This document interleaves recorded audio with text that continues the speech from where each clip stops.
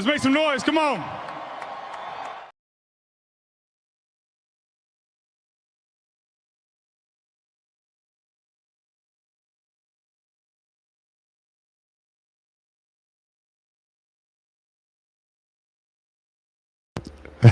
Thank you, Nick Foles. Wow.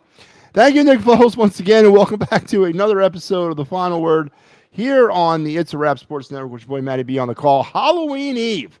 Welcome to Halloween Eve, the most sacred night of the year. But it is the night before my favorite holiday, absolute favorite holiday ever. Love Halloween. Love Halloween time. It goes too fast. And we have reached the end. Tomorrow will be Halloween, so I hope your All Hallows Eve is finding you well.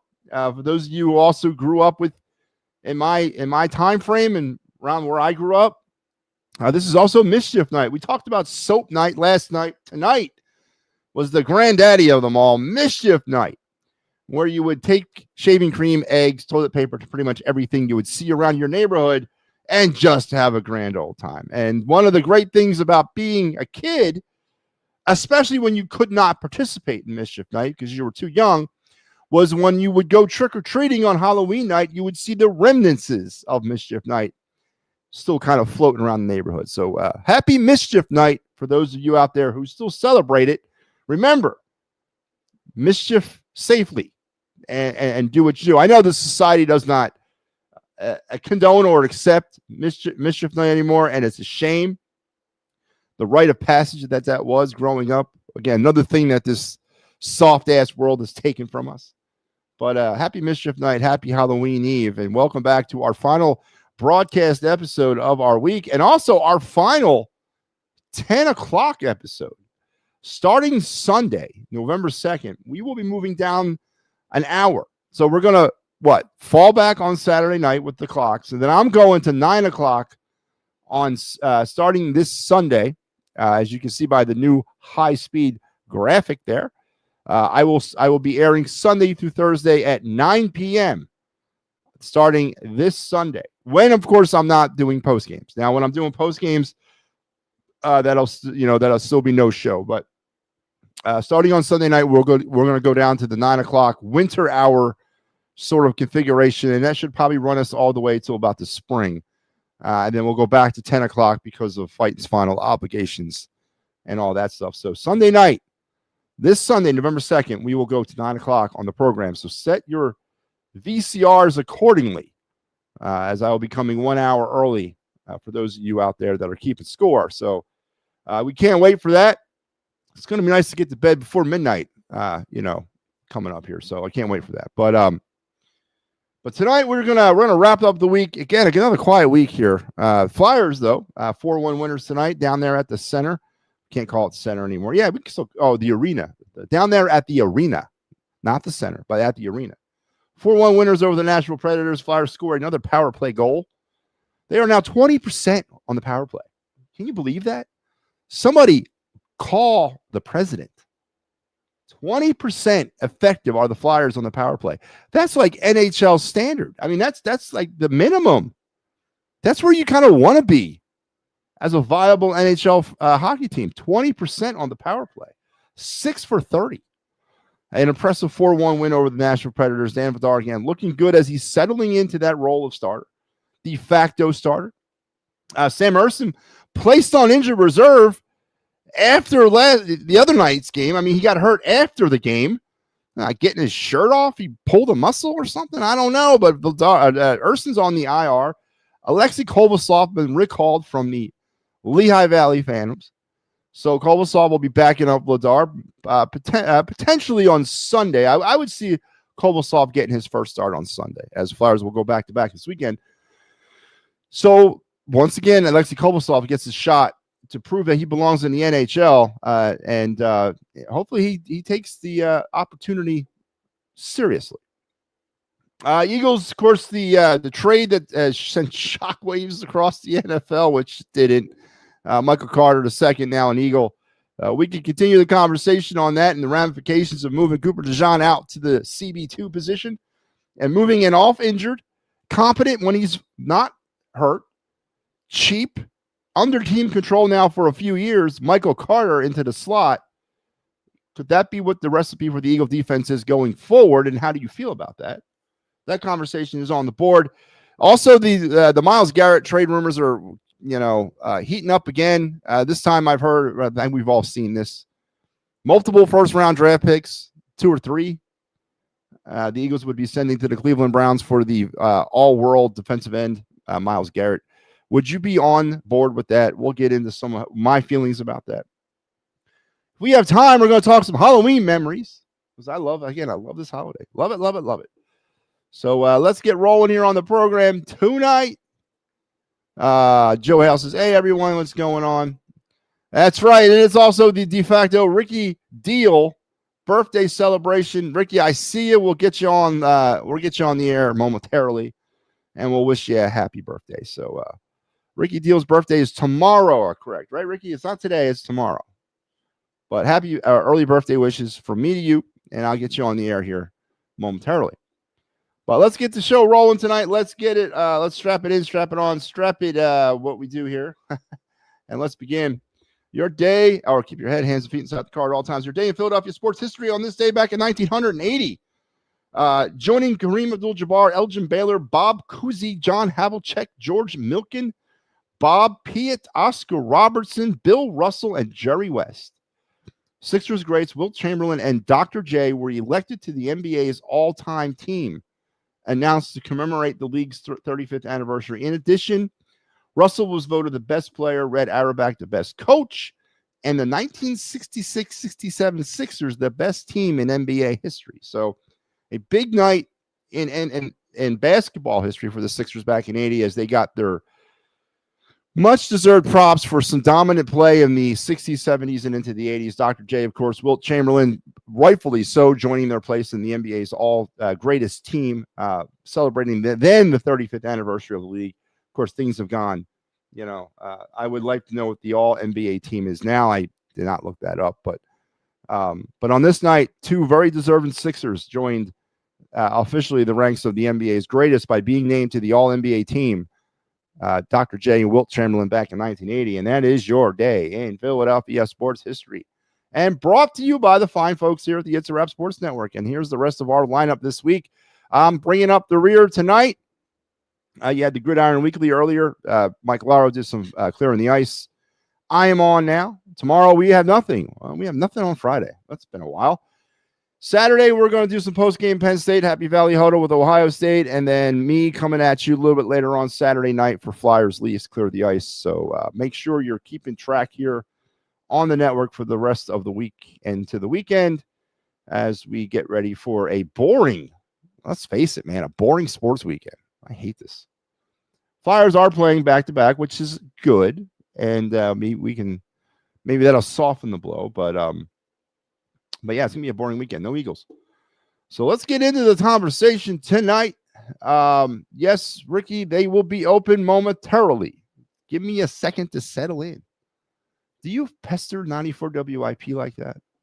The phone line's open? Well, actually, they're always open, but yeah, I guess you would. Let's talk the conversation. Let's get back to Flyers. Let's continue that talk. 4-1 winners, 6-3-1 on the season, 13 points. Sorry, 11 points. For the Flyers as they, 13 points. 13 points for the Flyers. Another impressive win. Power play goal. Dan Vladar looked good. Trevor Zegras continues his torrid pace to start his career off as a Philadelphia Flyer. And the Flyers also announced a trade today. Yeah, Flyers are, they're moving and grooving. Danny B is not taking a break. The Flyers sent second round pick Samu, how you say his name? Tumala. To the Dallas Stars in exchange for Christian Koiru. Christian is a defenseman. Now, as far as Tumalo goes for the Flyers, I just thought it was one of those situations where I think the Flyers just kind of ran out of patience with him. He's still much work in progress. Koiru is also a work in progress as he has been already assigned to the Phantoms. Another developmental piece there. You pick up some depth on the defensive side. The Flyers are in need of depth. I mean, they're in need of offense too, but obviously the biggest need right now, as we're dealing with some injury issues, is that blue line. Ristolainen still still out of the lineup. Oliver Bonk, we haven't even gotten his start of his career, and he's dealing with the nagging injury that who knows how long that's going to keep him down. And of course, the other, instability there on the blue line. So a nice depth move by the Flyers. Koivu will get opportunities, obviously, here, and potentially see him in orange or black sometime soon. But there's no rush on him. He is a straight developmental piece for the Flyers. Has never played in the NHL before, as he's only been, I think this was his second year in the Dallas Stars system after playing in major junior hockey. So I think drafted in 2022, if I ain't mistaken. So he's definitely still kind of finding his way through his young NHL career, but a depth move for the blue line for Danny B. So kudos to that. And as again, for Tumala, it was just, I think, a matter of the Flyers just sort of running out of patience with him. Just never really kind of developed. Another former second-round pick. It's not cool to say goodbye to second-round picks. It's not cool to say goodbye to an undeveloped second-round pick, to give up on a second-round draft pick. I mean, that's high commodity, man. That's prime real estate in hockey. And, but you get a second-round pick back, as Koivu was a second-round pick as well that year by the Dallas Stars. So, no damage done, I guess. But, I guess when you're looking at the Flyers right now in the three areas that this team is lacking in, if you had to reprioritize them after 10 games, how would you rank it? Would you rank defense as the highest priority? Would you rank offense as the highest priority? Or would you rank goaltending? Where would your top three rankings be in terms of the most desperate area of this hockey team? I know Vladar's been a great story, but Vladar's unproven in a role as a starter. As much as everybody wants to jump on his jockstrap, which I get why. Totally, you want to cling on to a goalie. I definitely want to. But Vladar has not proven himself as a starter in this league. He's not. And I'm not saying he can't, and I'm not saying he won't be. But we had the same type of misplaced hype with Sam Ersson way back when, a couple years ago, when he was still splitting time with Carter Hart. And we were like, damn, this guy could do it. And then, there were some expectations there when Hart went by. And Ersson just could not handle the workload, the stress, both of being a starter. And it definitely has not worked for him. Will Vladar be the victim of the same thing? He is the starter. I mean, they're playing him like a starter. And I firmly believe he's a starter based on his workload. Can Vladar continue the workload of a starter?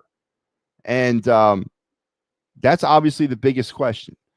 So based on early returns, I would put the goaltending maybe down at the bottom of the list. I'm not saying it's solved, but right now, as you look at this hockey team, goaltending has been one of its strengths. Even when Verson's gotten the opportunity to play, he's played okay. But Vladar's playing really well. Will he keep it up? So I would put goaltending down as my number 3 priority. Offense, they're averaging close to 3 goals a game. That's around the league minimum when you talk about playoff teams. Is if you're not scoring 3 goals a game, then you have no business in the playoffs. You don't have enough offense. They're getting scoring. They're getting offense. I don't know if it's a system thing with Rick Tocchet or if it's players stepping up. I mean, Owen Tippett's had a pretty good start to the season. Obviously, the Zegras thing has been really nice. Mitchkov has struggled. TK has struggled. They should turn it on. But I still don't like the configuration. I still don't like not having a true number 1 center. I still think there's too much uncertainty and unstructuredness about their line combinations. We got one line that we can really rely upon, and that's the Brink, Cates, and Forrester line. After that, it's a bunch of plug and play, mix and match on a daily basis. I long for the day where we're not doing that anymore.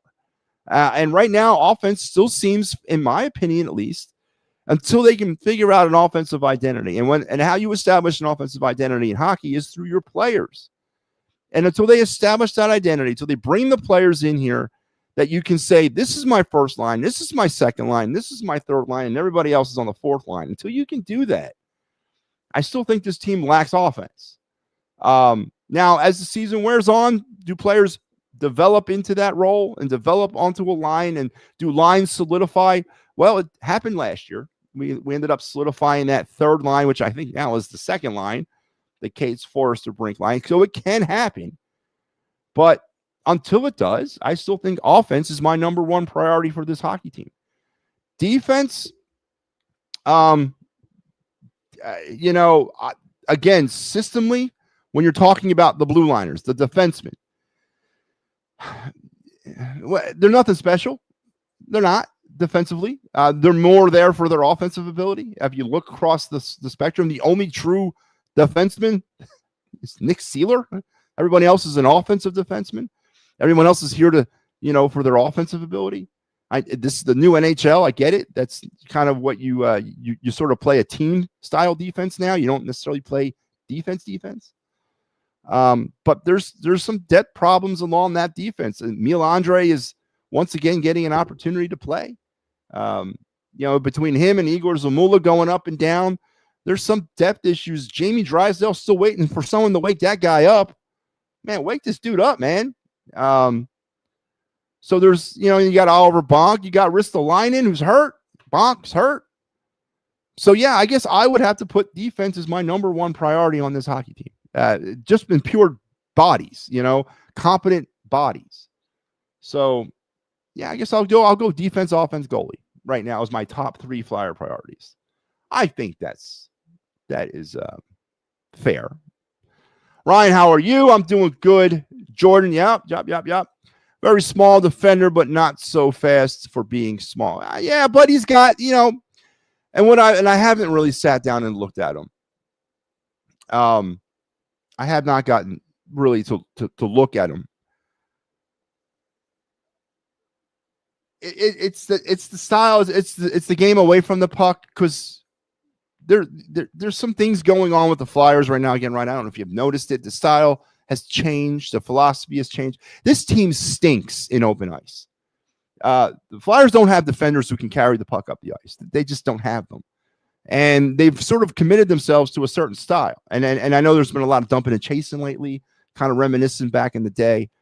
But and that's, I think, out of necessity more than anything else, because they don't trust their players to bring the puck up. The Flyers are one of the highest teams in the league right now in takeaway or giveaways. I mean, they're averaging like 15, 16 giveaways a game. That's like up there, top 2, top 3 in the league. And it started last year, and it's gotten worse. It hasn't improved. So I think the Flyers are trying to model a certain defender, and I think they're trying to get guys that are better off the puck than they are on the puck. He's a developing player. He's a former second-round draft pick. He's on the smaller side. I'll give you that.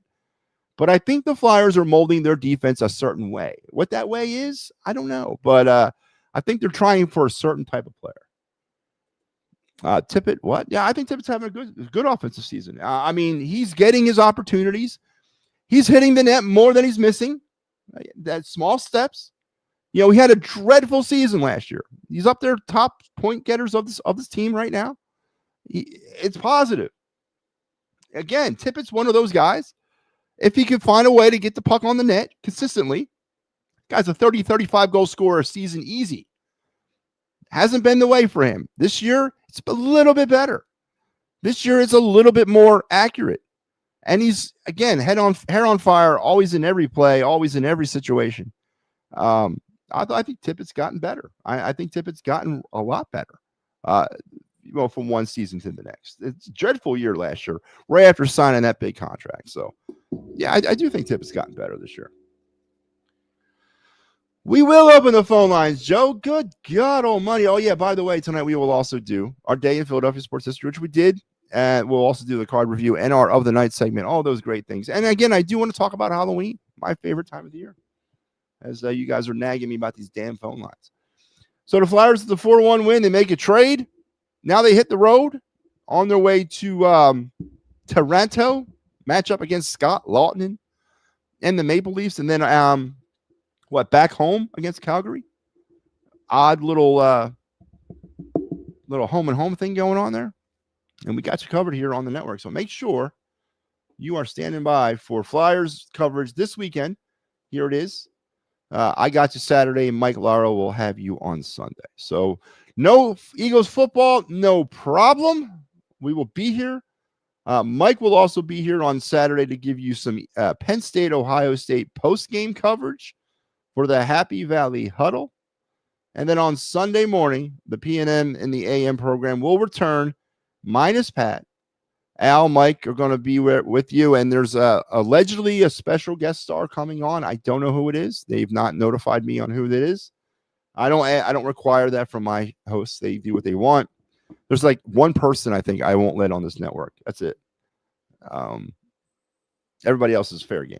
So they don't have to notify me of anybody. So you have to find out. I'll find out when you guys find out on Sunday who the special guest star is on, or a special guest co-host is on the PNM and the AM program. So make sure you are tuning in for all the great action there. So, all right, let's get you guys off my goddamn back. Here they go. The phone lines are open. I've dropped the link into the chat. Chime in with your comments, questions, concerns, topics, or anything on the table. We've discussed a few topics we can get into. Flyers conversation. We can get into some Eagles on the heels of that controversial big trade. Myles Garrett, it's back in the news. We can talk Phillies. Bryce Harper's hurt feelings, potential trades, whatever. And anything else you guys want to talk about? Even Sixers. I will even talk Sixers with you guys. I will even do that. Again, I won't promote it or actively seek it.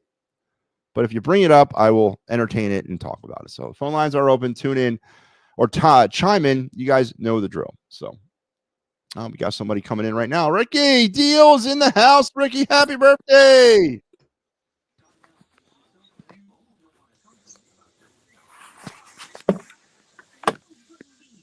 What you got on there, Ricky? Ricky's wearing his gritty hoodie. So, Ricky, tomorrow's your birthday, right?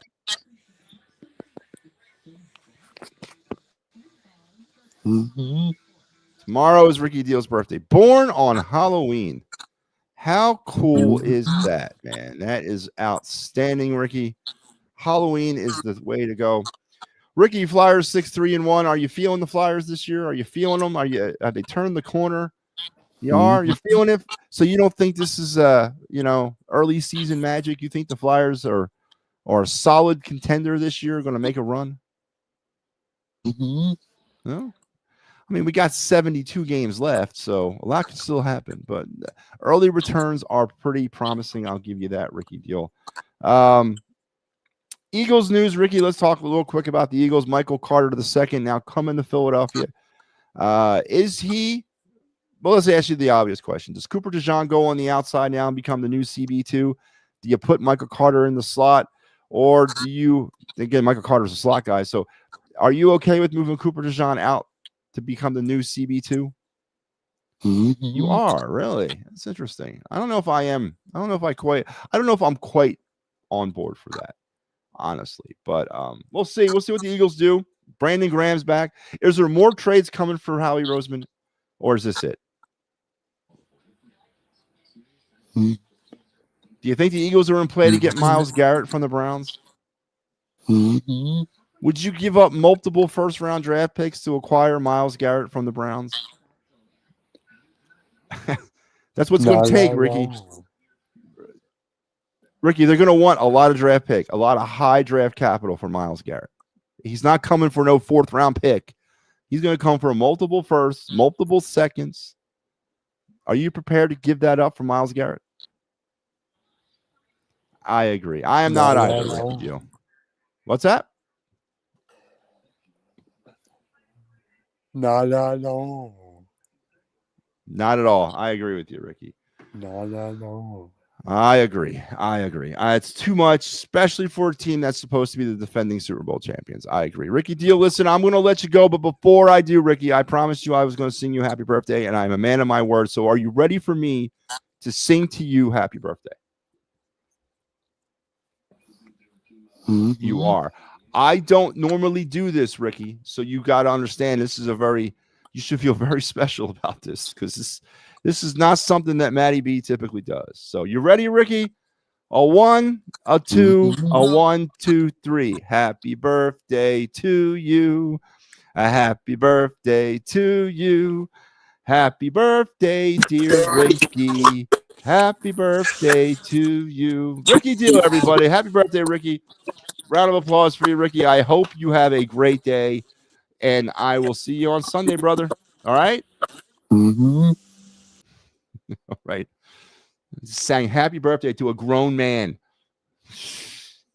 What I won't do for the fans, Joe Hale, I'll do it all, Wait. man. How are you? Doing well, Joe. How are you? I want to talk Flyers. Let's I do it, noticed Joe. something today. Mitch Kroll played his best game overall today. No, he looked pretty bad on that breakaway. Looked pretty slow. I wouldn't say bad. He looked slow on the breakaway, Joe. He looked slow. Got ran down on that breakaway, man. I was concerned about that. I thought he was +2 today, and I'll take that. No. I'll give you that. But again, what is he here to do? Be a +2 or score goals? A playmaker. He can be an assist guy. Really?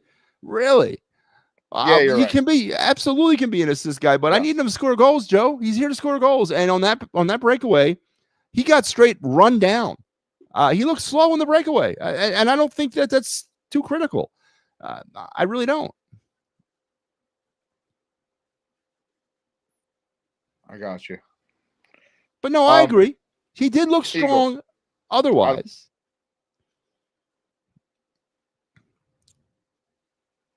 I got you. I don't want Myles Garrett. I want somebody like Myles Garrett, though. Who do you have in mind? Defensive end. I'll even take anybody but Garrett. I'll tell you that.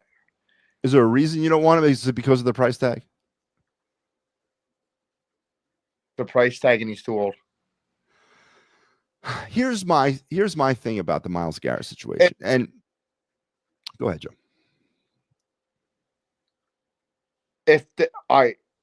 I would take Garrett, but only like 2 number ones. I wouldn't give up 3 number ones. I think that's too steep. No, I agree. But there's another school of thought here, and I want to hit you with it because I was going to actually bring it up, so I'll bring it up to you.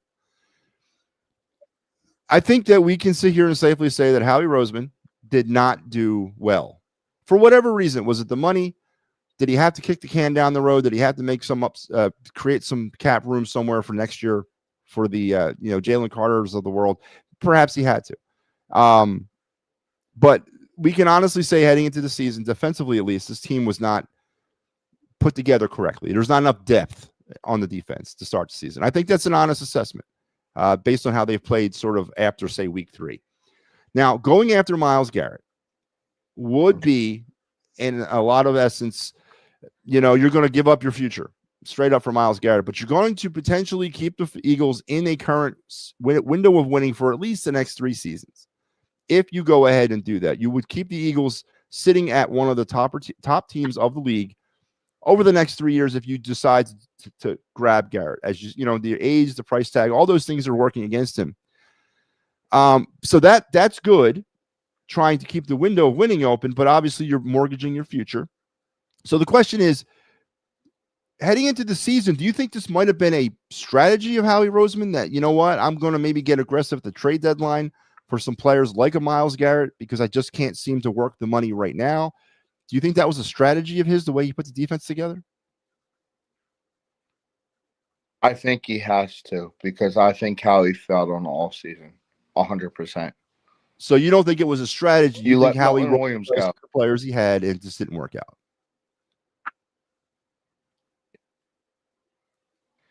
So, and that brings me to another name they're talking to. They're trying to get, well, I don't know how true it is. Darius Slay has just asked out of Pittsburgh. Oh, which really? takes Darius Slay back. For a 7th round draft pick, yes. Reports. For a 7th round pick, yes. Okay. Nothing higher than a 7th round. I got you. I mean, he comes with a high price tag. He comes with but he comes with familiarity to the defense. But then you got another problem. What are you doing with Carter? I mean, who's you're gonna play 2 slot cornerbacks? I mean, I thought the trade for Carter was interesting because I think it does usher in Cooper DeJean going out wide, which I'm against. I don't think the Eagles should be pressured into that situation, and that's exactly what's happened here because they don't have a CB2. I don't think they want to put DeJean out wide. I think they want to leave him in the slot, but they can't. They obviously can't. They got to bring him out because they got no CB2. You cannot go the rest of the way with Keely Ringo, Adoree Jackson, Jacorian Bennett if he ever gets healthy. You can't go the rest of the way with those guys. You got to bring Cooper DeJean out wide. You got to make him the CB2. So you had to get a guy like Carter. If he gets Slay, he replaces Adoree Jackson 100%. So then what do you do with Michael Carter? Maybe you just picked up. But say if Bennett's not healthy. Mm-hmm. You know what I'm saying? Sixers I know. talk. I know you don't. I'll talk Sixers VJ so far. And thoughts on Maxey and VJ in the backcourt. Yeah, it's been really good. Paul George. It's been the VJ Edgecombe Maxey show. I hope it lasts. I know Maxey will last, but I hope Edgecombe can continue his development, and maybe he's just sort of scratching the surface. That would be amazing. That's really good. Paul George can only help this team. I think they bring him off the bench when he does come back. The Sixers could have, I don't know how they might have figured this out. They might have actually gotten younger and better. If Joel Embiid continues, I hope his minutes restriction is something just early on in the season, and then they turn him loose at some point and let him get back out there and do what he's got to do. But no, I like it. I like what Edgecombe's brought. I think he's exceeded our expectations. I love McCain coming off the bench also. So do I. Starting McCain. And they just exercised his option year. I think they just kind of re-signed him or something like that today. Yes. Or you put Kelly Oubre on the bench and put Jarrett McCain in the backcourt with VJ and Maxey. I'm okay with that too. Yeah, and that's probably what they'll do. I don't think Kelly Oubre is a starter in this league. I really don't. I think he's a good bench piece, and I think that's probably what you would do is move Oubre to the bench. You know what pissed me off? And then I'll let you go. The story that he made up last year that he got about getting hit, about getting run over. Why? And whatever happened James with that? Franklin is supposedly getting. Go ahead. Yeah, he admitted it was falsely accused. Okay. He admitted he made it up. James Franklin got a job now. I didn't see that. Where'd he go? James Franklin. Rumor is LSU. He got hired on as the head coach. He's going to replace Brian Kelly. ESPN is reporting it. Really? Yes. Interesting. It's a rumor. I don't know how true it is. Very interesting. Okay, well, good luck. I wouldn't do it. Back to the SEC where he came from. So. And that means Penn State gets a lot of money. Yeah, because they don't have to pay him anymore, right? Yeah. Yeah, no, that'd be a weird decision. That'd be a weird decision for him to make in season or an LSU. We'll see how that works out. But I wouldn't be surprised if he should. Again, I would be more inclined to sit home and just make millions of dollars and do nothing and sort of, plan my next move. But I think next Penn State coach is the old Ohio State coach. Urban Meyer? The one that does college games. Yes, I think Urban Meyer is itching to come back. Yeah, we'll see. I wouldn't be against I heard a lot of different names, and I'm also following Florida Gators. I think Lane Kiffin leaves all on this. It's going to be somebody with a name. It's not going to be no retread or give him an opportunity. It's going to be a big name because they got to try to save the recruiting situation. So I agree. It's going to be a big name. Okay. All right, Joe. Listen, happy Halloween, Joe. And don't forget, Sunday, we go to 9 o'clock. Wait. So make sure you adjust accordingly. Can I give you my favorite Halloween moment? Scaring kids. I love doing it. I love scaring kids. And their faces so my house is all decorated. I have a fake eye outside on my porch. And what I do is I hop in that spot and scare the shit out of the kids. It's fun. I'll reveal some funny stories from that and sort of in that direction. But yeah, I agree. But you don't want to cross the line. You don't want to turn it into terrifying where they start crying. But no, I agree. I feel I know. Exactly I only do it to the I only do it to the older kids. Yeah, the wise ass teenagers, right? Yes, I guess I have tons of them in Jersey. I agree with you, Joe. All right, Joe, we'll talk, man. Happy Halloween, Joe. Have a safe weekend, and we'll talk on Sunday, brother. Yep. All right. Joe Hale scaring kids. Joe brought some interesting points to bear, as he typically does when he comes on this show. Ricky says, I have a Flowers question. All right, Ricky, hit me up with a Flowers question, brother. Interesting points. I do believe Penn State does hire a known name. Not a no name, but a known name. I think that they really want to. I think the worst part about losing James Franklin from Penn State is going to be in the recruiting department. They've lost some players already that were verbal commits that now are not going to come because of James Franklin not being there. So I think they need to bring in a name that continues that situation. And obviously they got to get back into a dominant state when it comes to players.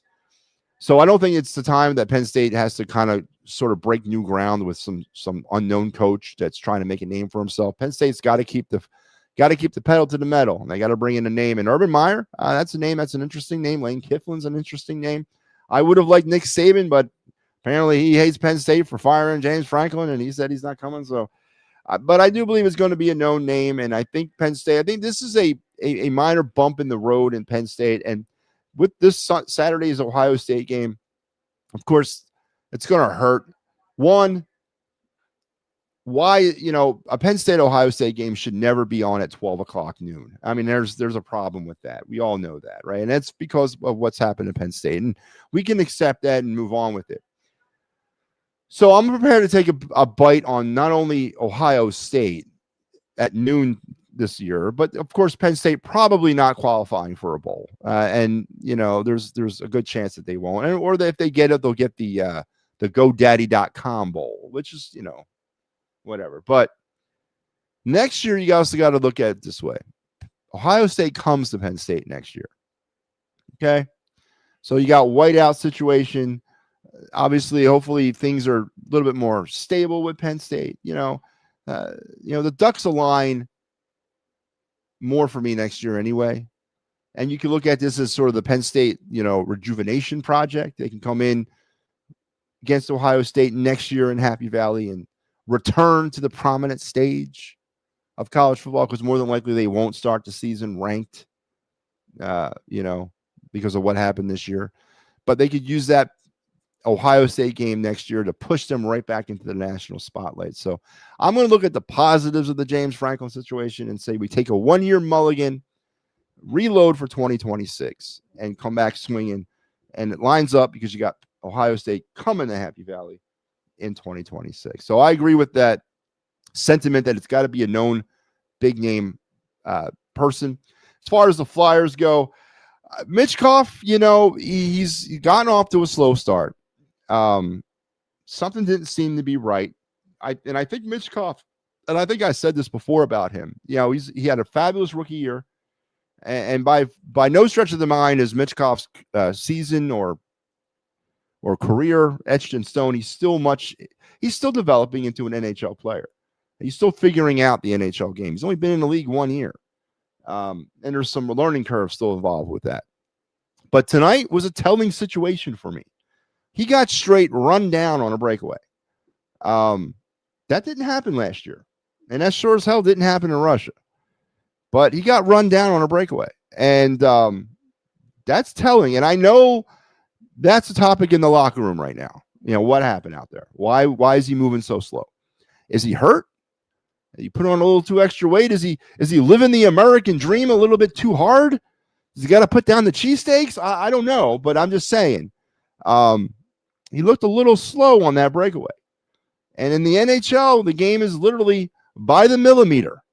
And if he's lost a millimeter, that's a huge loss. So, but by no means is his career etched in stone, and by no means has he completed his player development. I still think he's a very good young talent, and he'll be fine, but has not had a good start to his season. Eagles-wise, you know, let's bring up the Myles Garrett thing. Yeah, fire away, Ricky. What's the question? The Mammoth are 8-3, and I'm shocked. The Utah Mammoth? Well, that's everything about a change in venue. You leave Arizona, and they were a decent team last year, actually, the Utah Hockey Club. But yeah, 8-3 so far. Temple has a chance to be in a bowl game. Yeah, I saw that. They do. Put all the eggs in the Temple basket this year. But the Myles Garrett thing, I asked Joe a very interesting point because this is where my mind goes. You know, and I'm not trying to be a Debbie Downer. I'm not. I really am, because I honestly think it's about time that we start focusing on how he's off season and how it wasn't good. He overvalued, I think, some draft picks that were here that have not worked out. I think he overvalued his free agent pickups, maybe thinking that it was more of a system thing that they would be sort of in that would make them better, but they haven't worked out. You know, I said last week bringing back Brandon Graham was an act of desperation, and I still firmly believe that. And now you're looking at potentially adding, you know, a player in Myles Garrett or a Myles Garrett-ish type player. That's going to cost you some hard capital, some hard draft assets, the future, so to speak, of this football team. And two schools of thought to that. If you go ahead, and I firmly believe if they go ahead and make a trade for a Myles Garrett, a Crosby, a Hendrickson, a player like that, Myles Garrett may be the top of that list. You solidify the Eagles as an absolute powerhouse for at least the next 3 seasons. With the way the younger players that they do have that have worked out on defense, the offense being what it is. But you've locked it up for 3 years, solid. After that, life might get a little hard. But you've solidified your team for 3 years, I think, if they make a trade like that. And it's going to take about 3 years to recover from giving up all that draft capital. Was this the strategy? Did Howie Roseman say, you know what? I don't have the money this offseason. I can't keep Slay. I can't keep Gardner Johnson. I can't keep, I almost said friggin' Hargrave. Not Hargrave. Milton Williams. I can't keep him. I can't keep Sweat. I can't keep any of these guys. I don't have the money to re-sign them here. But if I maneuver the cap, sign some lower tier free agents, if some of the draft picks work out, if maybe not work out as superstar type players, but work out as depth pieces, and then I maneuver it correctly at the trade deadline and I make a big splash for a Myles Garrett, because more than likely the Cleveland Browns will be out of it. More than likely the Dolphins, you know, the usual suspects will come a-calling, as they usually do this time of the year. And I try to pull off a blockbuster trade like that. You know, was this part of the strategy all along? And I may be giving them too much credit. It's a risky strategy, because at the trade deadline, it is a straight seller's market. You know, they're going to drive the price up, and the Eagles are going to have to pay if they want to play. But could this have been the strategy all along, you know, to justify the poor offseason? Now, the other school of thought is he doesn't do that. He doesn't make the big splash trade. He holds on to the draft assets. And then obviously we can probably figure out that the plan all along was a system plan. They wanted some draft picks that they already had to step into some roles that they never did. They wanted the free agents to be a lot better than they were. And it was a complete failure of an offseason. Because right now, I don't think depth-wise, the Eagles are good enough on the defense. I don't. Now, the addition of Michael Carter is not crazy good, but it fills a hole. But it fills a hole by creating a hole, so to speak. You're taking a player like Cooper DeJean out of the slot, and you're moving him out to CB2. We already know what he can do in the slot, and I don't feel that he's going to go down that much in performance as a CB2. But now you're opening the slot up. Slot was locked down. Now you're opening the slot. Are you handing over the slot to a better player than, say, a Keely Ringo, a Dory Jackson, a Jacorian Bennett? Of course you are. You're handing it over to an NFL pro who's been in the league a while, was good enough to get a contract extension from the Jets, does have injury problems, is a better pass defender than he is a run defender, and that's a perfect place to be in the slot. I mean, and then Brandon Graham is your defensive line help. I mean, is this the plan? If that is the plan, I don't think it's enough. They need more help. They need an edge rusher. They need someone to come off that edge to go along with what they've done with Michael Carter. They can get an edge rusher, but a difference maker, a Myles Garrett type edge rusher.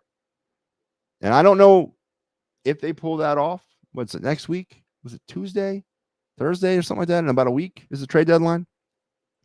It's going to be interesting to see how he does. Because Myles Garrett or a Myles Garrett type player is going to cost big bank. Big bank in future assets. And it's going to doom the Eagles 3-4 years down the road. But it's also going to keep them as one of the NFL elite teams over the next 3 years. And I've said all along, the opportunity is here. Eagles go back and win a Super Bowl this year. We are now in the Eagle dynasty, and that's what I want. And that's what everybody should want. But it's going to come at a price. And is this the price you're willing to pay? And is this the strategy? Has this been the strategy all along? It's going to be interesting to see what happens over the next couple of days. Star Wars checks in, all filled up. Your teams are doing well. Yeah, I mean, they kind of are. The ones that are playing are. Well, Phillies ain't doing well. Yeah. Sucks. No baseball. Oh, by the way, little World Series check-in. Oh, Lord. Toronto Blue Jays, man. Are they going to walk off the field with their first World Series championship since 1993? I don't think so. It's been a great series. I got to give credit where credit's due. You had an 18-inning game. It's been a really good baseball series. Really good World Series. Good baseball play. Good a mix of good pitching, mix of hitting, good offense, crazy plays. An 18-inning game. Everything you want as a baseball fan, it has existed in this World Series. And I got to give them credit. But going back to Toronto up 3-2 with a chance to knock off the defending champions. They got 2 chances to do it at home. Boy, have we not heard that one before? Can the Blue Jays do it? I don't know. I think this is where the Dodgers being the defending champs sort of kind of rises to the top and really benefits them. But the Blue Jays have surprised me. I thought this was a sweepage for the Dodgers. I didn't think the Blue Jays were going to hang in this series at all. They have proved me wrong. They are battling their asses off. Do they have enough? 2 more games or 1 more game? I say they don't. I still think the Dodgers win the World Series, but it's been a hell of a series. Flyers, Sixers, and Eagles are all doing well. They are. Tuesday at 4 is the trade deadline. So we're running out of time. Friday, Saturday, Sunday, 5 days away. So Howie Roseman has 5 days away. And then again, Howie Roseman also is not the only suitor, right? There's other teams out there that feel they're a Myles Garrett away from, being a champ. So then again, that creates that price goes up even higher. So I don't know. We'll see. We can. Oh, you want to talk Flyers when you're on the air? Yeah, we can do that, Ricky. come in on Sunday, man. We'll hook it up. Don't forget on Sunday, once again, let me remind everybody that the final word is switching to 9 o'clock. We are going to 9 o'clock starting on Sunday. So whenever I don't have post-game obligations, I will be coming at you Sunday through Thursday at 9 p.m., not 10 p.m. We are changing down to our winter hours starting on Sunday. We'll roll all the way to about March or April. And more than likely, I'm going to be in Tennessee. This is going to be interesting. In January, probably through the end of April. So we'll have to work around that as well. But starting on Sunday, we will be going to 9 o'clock Eastern Standard Time. So set your VCRs accordingly. All right, let's head now to the of the night segment.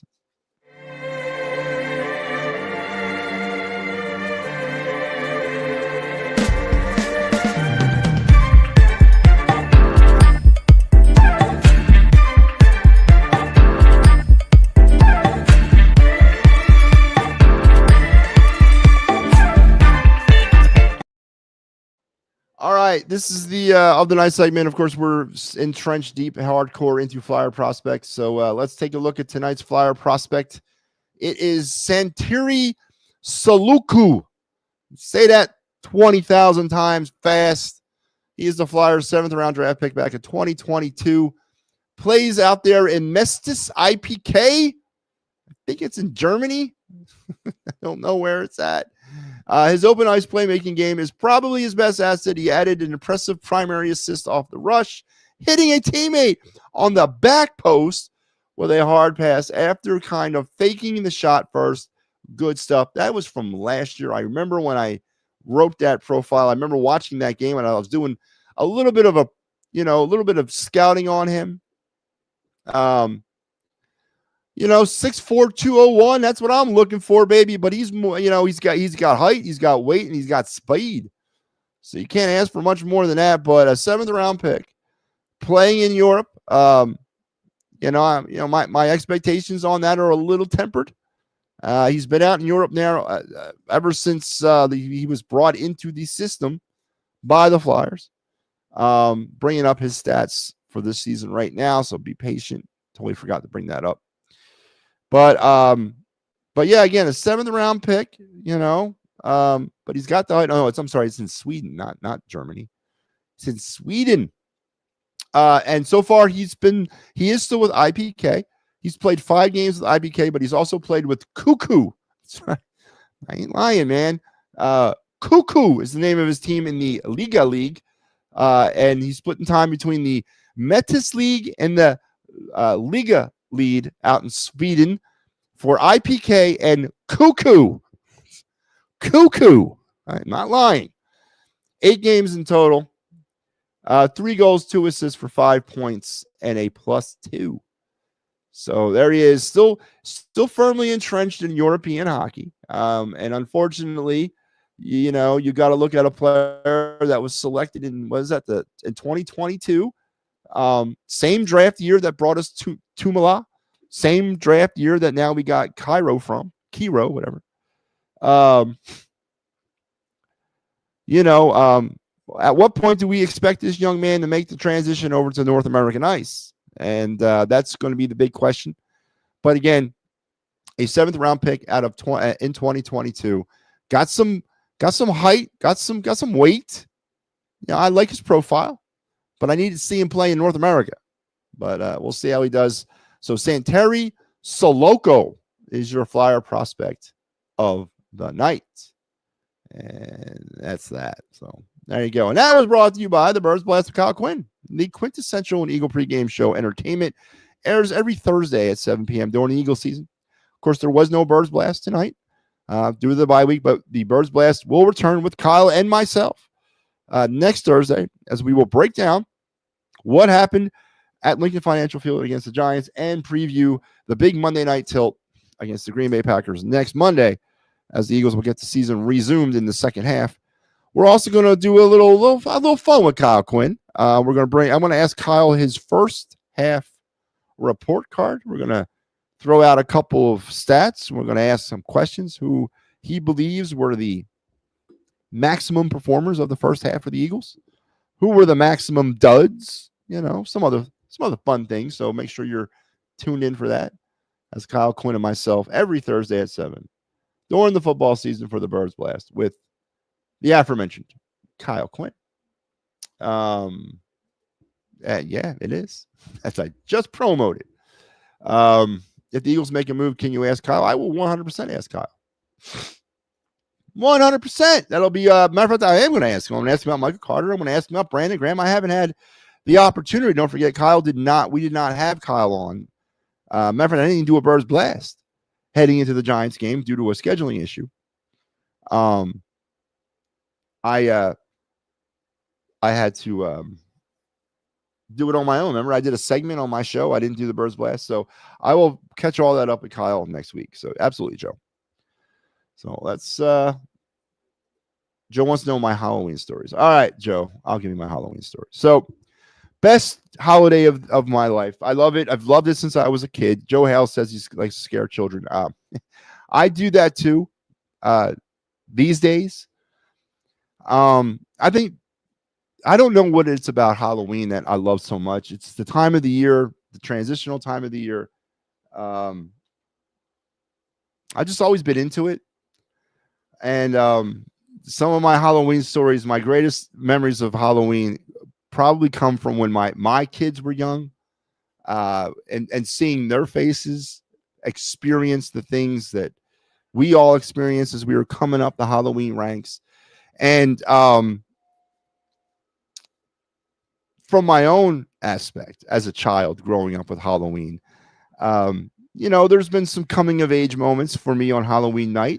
I ain't going to get into too much sordidness about it, but, around 13, 14 years old, when you branch off from mom and dad and, growing up in Northeast Philly, I don't even remember ever going trick-or-treating with my parents. It was always, because we lived in a very tight-knit neighborhood, and it was the 1980s, for God's sakes. It wasn't like it is today.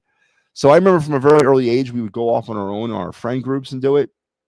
But as you get older, your thoughts turn differently, and you have different priorities. And I don't know, there might have been some smooching going on there underneath the Halloween moon for me as about a 14-year-old. I don't know. I'm not going to admit to that on open air, but just the whole vibe, the ambiance. And Joe's mentioning scaring kids. So there's 3 stories that I have that really that stand out for me. And one of them occurred back in 2015 when I was 2016. It's 2016, maybe 2017. Now it had to be 2016. So 2016, I was stationed as a soldier down in Fort Lee, Virginia, right outside of Richmond. And I was taking my kids around trick-or-treating on post, because if you ever, military posts are the best place to go trick-or-treating. Everybody's got money. Enough. First of all, there's a crap load of kids. So there's a lot of houses that give out candy. And anyway, we're taking my kids out trick-or-treating. And as we're walking down this one stretch of this one neighborhood, there was this like pile of leaves that looked like in the front of the house. The time of the year, right? Everybody rakes their leaves, puts them out front. Trash guy comes and picks them up or whatever. You always put your leaves out in the pile. So as we're walking by the pile of leaves reaches out and grabs my ankle, scares the living crap out of me. It was a soldier who was wearing a ghillie suit. You guys know what ghillie suits are. If you don't, I'll tell you. It's the suit that snipers wear in order to blend into their surroundings. And he was dressed up like a pile of leaves, and as people would walk by, he would scare the living crap out of people. And in the darkness, you don't even think about it. So that was pretty funny. Another story is in my recent life. So me and my wife, we live. I split time between between Mayfair and Central New York, where I live with my wife. And she, when we were dating, before we got married, we've been married going on 2 years, but before we got married, when I first moved in with her, she had a dog named Larry. It was he's a Sheltie dog.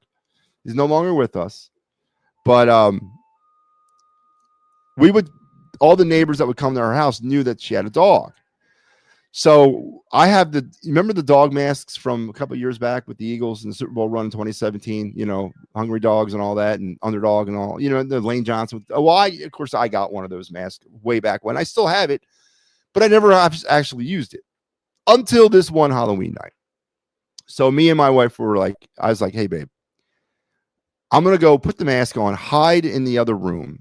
And when a kid knocks on the door, answer the door and say something like, oh, trick or treat, happy Halloween. Here's your candy. You look great.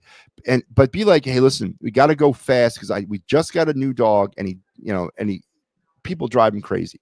Well, that'd be my cue to come running into the room like a madman with his dog mask on, barking. And boy, I'd scared the living crap out of kids, man. That was so much fun. We did it over the course of about 3 or 4 Halloweens. I don't think we're going to do it this year because it got kind of old at one point. So, but that was fun. That was absolutely fun. And then there was another year where, again, back at Fort Lee, one of the years that we were there, I think I mentioned this last night on the program.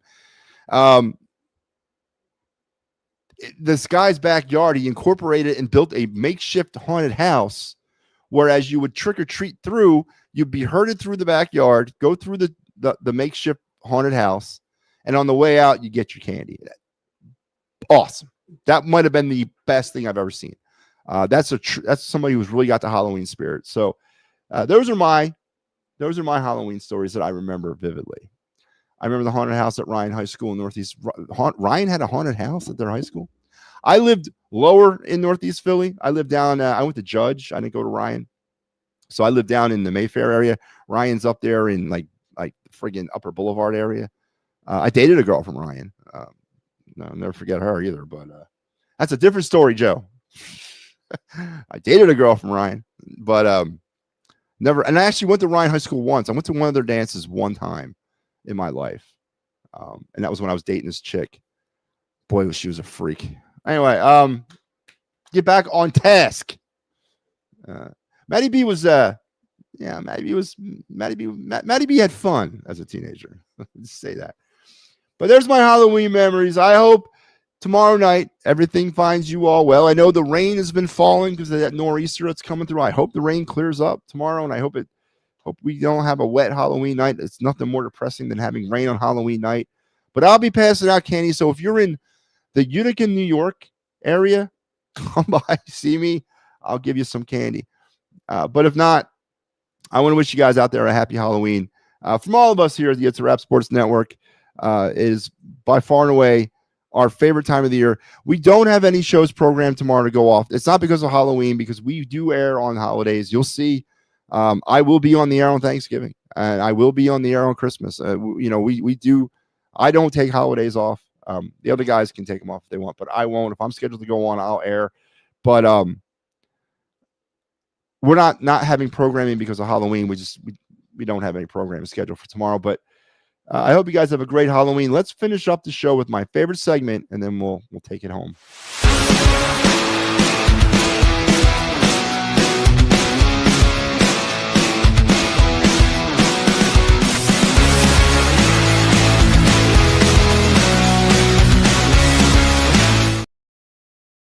All right, MattyB's card review tonight. We're going back. Well, we went to hockey last night. 93 Chris Pronger draft card. Tonight, we're back in the modern era of 2025 and baseball. A card that I pulled not more than a few weeks ago out of the 2025 Topps Chrome set. For those of you, we go over this every time, but I'll continue going over it. We are reaching the end of the baseball card season. I believe the Topps Update Series is now out, and that means right behind that, probably in about a couple more weeks from now, the Topps Updated Chrome Series will come out. And then literally right behind that, right around Thanksgiving, the Topps Holiday Cards will come out, thus completing the 2025 baseball card season. So the baseball card season is still in full bloom. But this card I'm going to show you tonight, I pulled it out of the Topps 2025 Chrome, and it is a cool card. It's a Phillies card. It's a Chrome card, which you guys already know I have this infinity with Chrome cards. I love them. And we're going to spend a little time talking about it, and let's bring it into right now. It is the 2025 Bryce Harper all etch Topps Chrome. It is done in the etch style, so it's parallel. It's an insert parallel part of the Topps Chrome set, and it's done in this etch-like sort of design where everything is kind of popping out off the card. It's very expensive on how they utilize this technology to create these cards. It's got Bryce Harper in the Phillies cream uniforms, a very cool background. I love this picture does not do the actual card justice. It's a very cool card. It pops. Again, I love the etch. I've always liked the etch style cards when they put them out in chrome. There's only a handful of these etch cards in the Top Chrome series this year. I think there's 10 of them. Bryce Harper's one. And I pulled a Bryce Harper. I think I pulled a couple other etch cards too, but of course, this is a Phillies card of an all-time Phillies player. And one of my, let's face it, it's an all-time find. It's a good find for me this year. This card actually is pretty valuable. It's about $25. I found it on a multiple sites, range between $5 and $25. I have it listed currently for $20. Let's see if I get any takers for that. A pretty cool looking card. Again, you're never going to hear me get wacky about chrome cards because I really, really enjoy them. And I enjoy this one very much so. I love the style of it on the back of the card, which I'll show you here in a second. It's a full color of the player with some stats. And it's card number CAE7 from the Topps 2025 Chrome set. So here it is in its full form. Again, it doesn't really do the card. This doesn't do it justice. I mean, you can see it a little bit better where it's sort of, look how Bryce is sort of like etched. Everything's etched back of him and he pops off the card again in the chrome style. And here's that back. I said full color back with all the players' information. Just love chrome cards, man. And I love it. Whatever parallels they do with them. And of course, I found a Phillies card. So I obviously am going to pull that one. So there you have it. Bryce Harper's 2025 all etch Topps Chrome baseball card. And that is your card review of the night. Love it. That's a sweet card. It is. It's a very sweet card. Again, it's actually pretty valuable for a 2025 Bryce Harper. Again, I think it's more because of the etch technology and the etch parallel that it is. Again, about $25. I found it on multiple sites at its max value, and it's moving for $25. So I got it currently listed at 20 right now. So we'll see if we get any bites on that. But that's going to take us to the end here. Thank you, Joe Hale. Great show. Thank you. A show of first here on the network. I sang happy birthday to a grown man on the air. Ricky Deal, once again, happy birthday. He celebrates his birthday tomorrow. Don't forget, we turn our clocks back this weekend, and our show will come out when it returns on Sunday because we're done. It's our end of our broadcast week. When we come back on Sunday, we'll be airing at 9 o'clock. 9 o'clock from here on out till probably the spring. So make sure you're making that adjustment and looking for us at 9 p.m. Let's see how that works out for us, man. I'm going to get back into the world of the living, man. I'm tired of like walking the night. But looking forward to next week. Looking forward to another great broadcast week. A stress-free weekend for the city of Philadelphia when it comes to sports. I don't know how I like that though, man. And, you know, I want sports. But we'll get things. We'll get through it, and before you know it, we'll be talking. We'll be talking Eagles again as they'll get ready for their Monday night matchup against the Packers. But again, remind everybody, 9 o'clock starting Sunday. So be ready for that change. So until we talk again, guys, once again, happy Halloween from all of us at the It's a Wrap Sports Network. Have a safe, happy one. It's Friday night. Up the stakes on Halloween a little bit on a Friday night or a Saturday night. So be careful out there. Have fun. And scare somebody. Do yourself a favor and scare somebody. So you guys take care. Happy Halloween, and I'll see you on Sunday.